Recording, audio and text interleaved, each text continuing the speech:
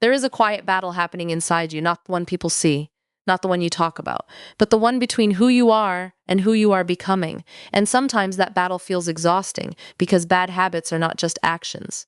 They are patterns, they are comfort zones. They are the places you run to when you feel weak, stressed, lonely, or overwhelmed. They whisper to you just one more time, and before you know it, one more time becomes a lifestyle.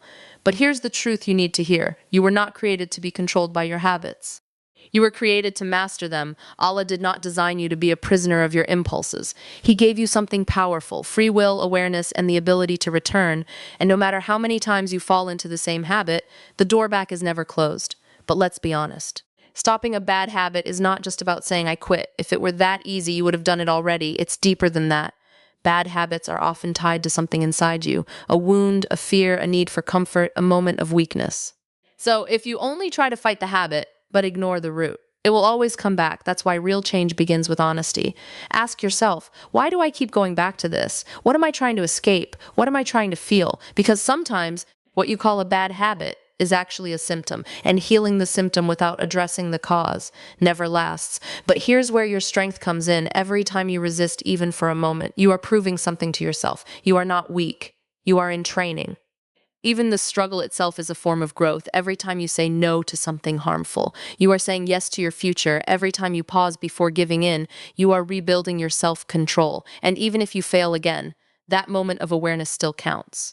Because change is not built in one perfect decision. It is built in repeated attempts.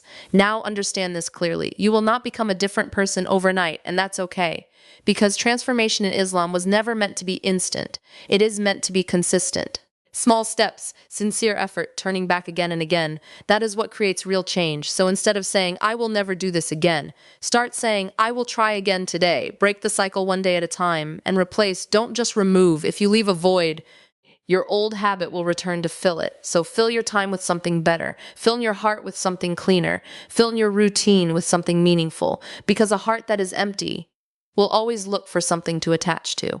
And above all, never disconnect this journey from Allah. You are not fighting this battle alone. Every time you make a sincere effort to leave something harmful for His sake, He sees it, even when no one else does, even when you feel like you're failing. And sometimes the biggest mistake you can make is thinking that because you slipped, you are not worthy of trying again. That thought itself is a trap, because the one who keeps returning is more beloved than the one who never struggles. So don't let guilt push you away. Let it pull you closer. Turn your weakness into a reason to reconnect, dar your hands and say, Ya Allah, I am trying. Even if I am weak, I am still trying. Help me.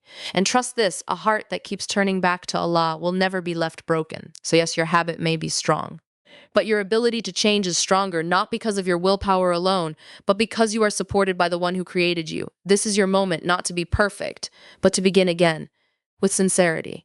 Because the person you want to become is waiting on the other side of your next decision. And that decision starts now. Bad habits are rarely just about what you do. They are about why you do it. On the surface, it looks simple. You repeat something you know isn't good for you. You tell yourself to stop. You promise yourself this is the last time. But somehow you find yourself back in the same place again. Why? Because what you're fighting is not just a behavior. It's a pattern rooted inside you. Every bad habit is usually connected to an emotional trigger. It might be stress, loneliness, boredom, anxiety, or even sadness you haven't fully processed. The habit becomes your escape, your comfort, your distraction from something deeper that feels too heavy to face. So when you try to just stop without understanding what's driving it, you are only cutting the leaves while the roots remain untouched. And anything with roots will grow back. That's why real change begins with courage.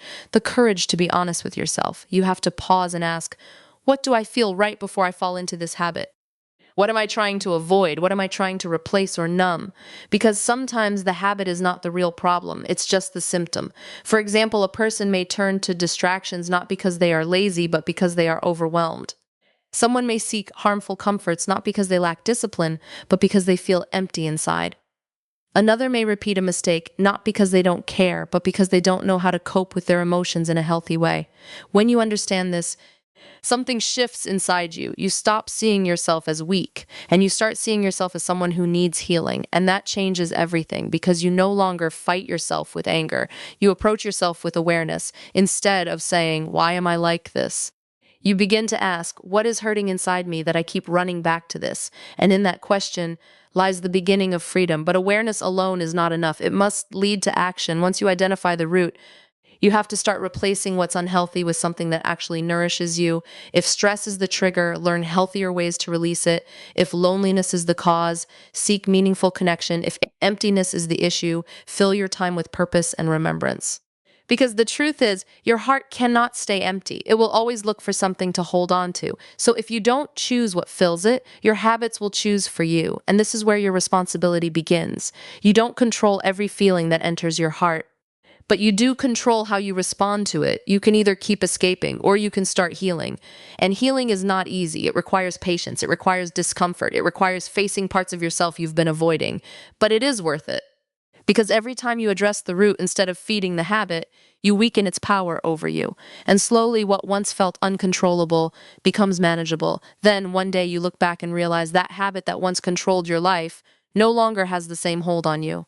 Not because you forced yourself to stop, because you understood yourself enough to change. And that is real transformation. One of the most dangerous lies a person can believe is this: I can't change. Because the moment you accept that lie, you stop trying. You stop fighting. You start surrendering to your habits as if they define you, as if they own you, but that is not who you are. You were not created to be a slave to your impulses. You were not designed to be dragged by every desire, every urge, every weakness that passes through your heart.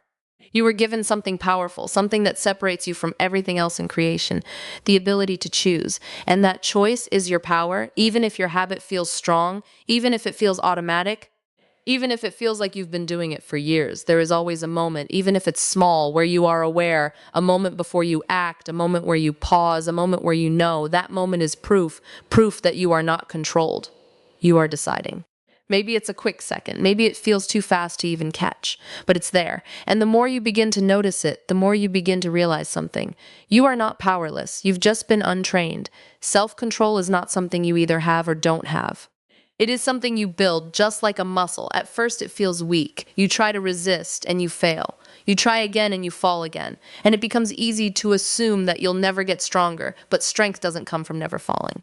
It comes from getting back up again and again until resistance becomes easier. Think about it. The first time you try to break a habit, it feels impossible. The second time, it still feels hard. The 10th time, something begins to shift. Not because the habit disappeared, but because you are changing. Every time you resist, even if it's just for a few seconds longer than before, you are building control. Every time you delay giving in, you are strengthening your discipline. Every time you become aware before acting, you are weakening the habit's grip on you. And even if you eventually fall after resisting, that effort still counts, because progress is not measured only by success. It is measured by struggle. And this is something you must understand deeply. You don't need to be perfect to be in control. Control is not about never slipping. Control is about not surrendering completely. It's about refusing to accept that this is just who I am, because who you are is not your worst habit. Who you are is the one who keeps trying to rise above it. And the more you train that part of yourself, the part that resists, the part that reflects, the part that wants better, the stronger it becomes. But there is another layer to this. True control doesn't come from willpower alone. Because willpower fades. It weakens when you're tired, stressed, or overwhelmed. If you rely only on yourself, you will burn out. That's why your strength must be connected to something greater than you. When you remind yourself that you are accountable, that your choices matter, that every small act of resistance is seen, it gives your struggle meaning. It turns your effort into something purposeful. And suddenly, you're not just fighting a habit. You're striving to become a better version of yourself for a higher reason. So, when you feel like giving up, remind yourself, you are not stuck. You are not trapped. You are not defined by what you struggle with. You are someone who has been given the ability to choose differently. And that ability, no matter how small it feels right now, is enough to start changing your life. Because the moment you stop believing that your habits control you is the moment you begin to take your power back. One of the biggest mistakes people make when trying to break a bad habit is this. They aim for perfection overnight. They wake up one day and decide, that's it, I'm done forever. No plan, no gradual shift, just a sudden extreme decision, and for a day, or maybe a few days, they hold on. But then reality hits, the urge returns, the routine feels empty, the pressure builds, and when they finally slip, it doesn't feel like a small mistake, it feels like total failure, so they give up, not because they're incapable of change, but because they tried to change too fast. too perfectly and too unrealistically. Here's the truth you need to accept. Real transformation is not built on intensity. It is built on consistency. It's not about how strong you start. It's about how steady you continue. Think about it this way. A habit wasn't formed in one day. It was built through repetition, small actions repeated over time, so it makes no sense to expect it to disappear instantly. Instead of trying to eliminate everything at once, focus on reducing, managing, and gradually replacing. If you fall into a habit daily, aim to interrupt it once. If you can't stop completely, delay it. If you can't delay it long, shorten it. Every small step counts because every small step is a break in the pattern, and patterns don't collapse all at once. They weaken over time. Consistency also builds trust with yourself. Right now, if you've tried and failed many times, there's a part of you that doesn't fully believe your promises anymore. You say, I'll change, but deep down you doubt it. That's not because you're weak. It's because your actions haven't matched your intentions consistently.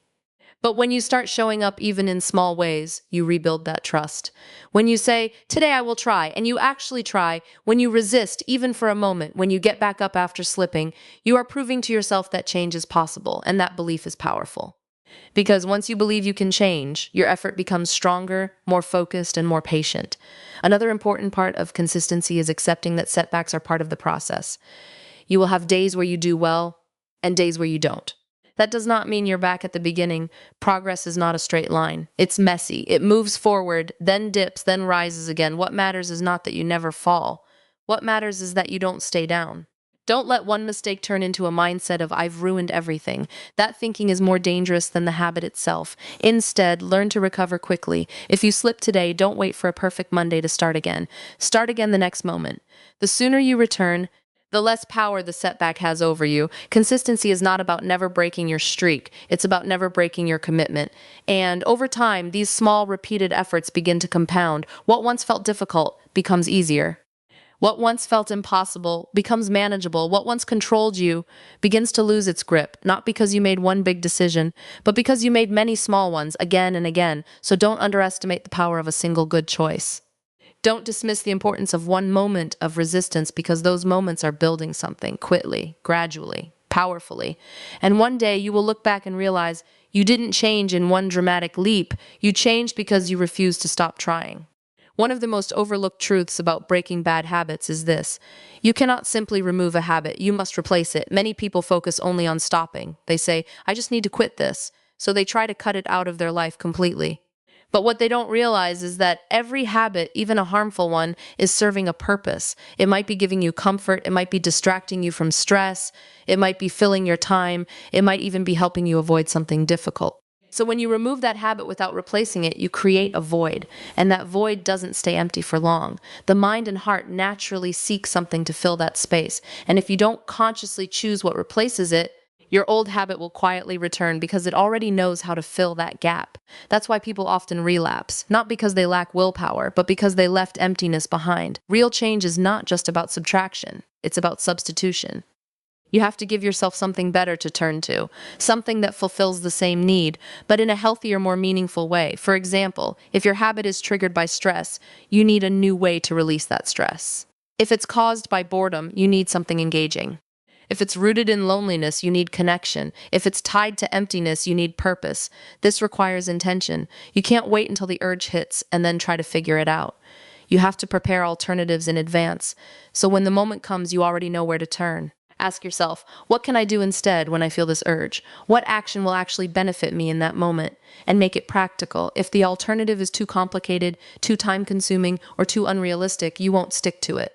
The replacement needs to be accessible, something you can turn to immediately. Even something small can make a difference. A short walk, a moment of reflection, reading something beneficial, reaching out to someone, engaging in something productive. The goal is not perfection.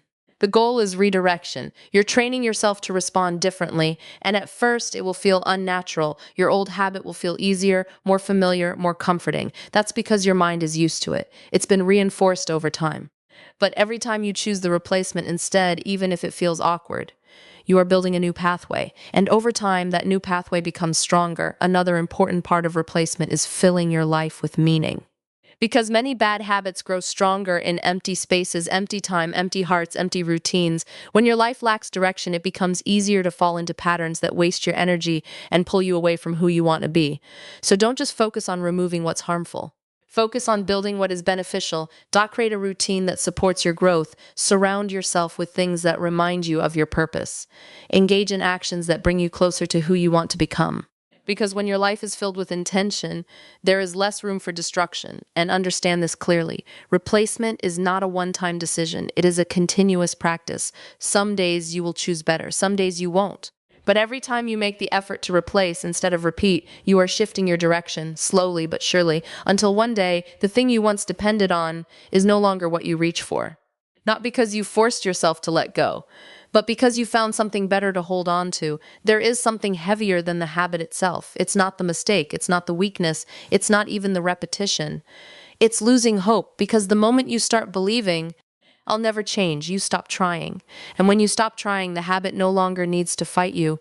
You've already surrendered. That's why staying connected to Allah is not just a part of the journey, it is the foundation of it, because your strength will not always be enough. There will be days when your willpower is low, days when you feel tired, overwhelmed, or emotionally drained, days when the habit feels stronger than your resistance. And in those moments, if you rely only on yourself, you will feel like you're losing. But when your heart is connected to Allah, something changes. You realize that this struggle is not just about breaking a habit. It's about returning. It's about growing. It's about becoming closer to the one who understands you completely. And that gives your struggle meaning. Every time you resist something harmful, even for a moment, you are not just practicing self-control. You are making a choice for the sake of Allah. Every time you turn away from a bad habit, even if you fall back later, that moment of turning away is seen, valued, and never wasted. And even when you do fall, you are not disqualified. This is where many people go wrong. They think, I messed up again. What's the point of trying? They let guilt turn into distance. They let shame convince them that they are not worthy of returning. But that thinking is more dangerous than the habit itself, because it pushes you further away from the very source of your healing. Understand this clearly. Your mistakes do not close the door. Your decision to stop returning does. As long as you keep turning back, the door is open. No matter how many times you fall, no matter how many times you repeat the same mistake, no matter how weak you feel, what matters is that you don't give up on coming back. And sometimes the most sincere connection with Allah comes from those moments of weakness. When you raise your hands, not because you're perfect, but because you're struggling. When you say, Ya Allah, I keep failing, but I don't want to give up. Help me. That honesty, that humility, that need is powerful. It softens your heart. It strengthens your sincerity. It reminds you that you are not alone in this fight, and slowly your relationship with Allah becomes your source of strength. You begin to rely less on your fluctuating emotions and more on your connection with Him. You begin to see your struggle not as a sign of failure, but as an opportunity to grow closer, because every time you return, you are choosing Allah over your weakness, and that choice, repeated again and again, transforms you. But never forget, hope is essential. If you lose hope, you lose the reason to keep going, so protect it. Even if your progress feels slow, have hope. Even if you slip again, have hope. Even if you feel like you're starting over, have hope. Because change does not happen in a straight line, and Allah does not expect perfection from you. He expects effort, sincerity, and a heart that keeps returning. So don't let your past define your future. Don't let your mistakes convince you that you're stuck. You are still capable of change. You are still worthy of guidance. You are still able to rise. As long as you keep turning back, you are never truly lost. And one day you will look back at this struggle and realize it didn't just break your habit, it brought you closer to Allah than you've ever been before.